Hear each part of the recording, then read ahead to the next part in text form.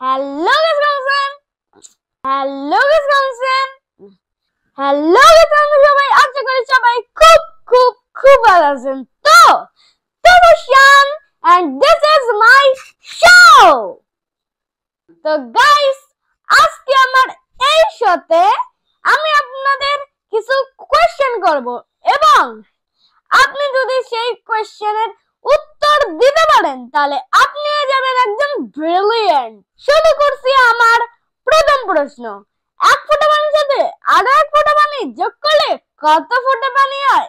এবং উত্তরটা জানা থাকলে কমেন্ট বক্সে কমেন্ট করে দিন এবং পরের ভিডিওতে আমরা যারা পেরেছে তাদের নিয়ে কথা বলবো এবং যারা পারেনি তাদের নিয়ে কথা বলবো।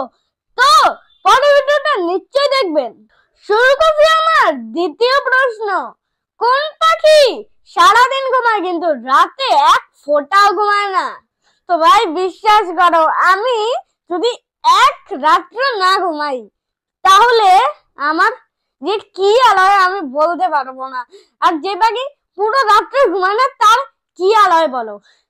যদি আপনি এই প্রশ্নগুলোর উত্তর দিতে পারেন তাহলে আপনি হয়ে যাবেন একজন ব্রিলিয়ান্ট ব্যক্তি। তো বন্ধুরা, তোমরা যদি আগের প্রশ্নগুলোরও উত্তর দিতে পারো তাহলে এই প্রশ্নটার উত্তর দিয়ে যাও যে কোন পাখি কখনোই ঘুমায় না। দাঁড়া একটু জল খেয়ে নেই।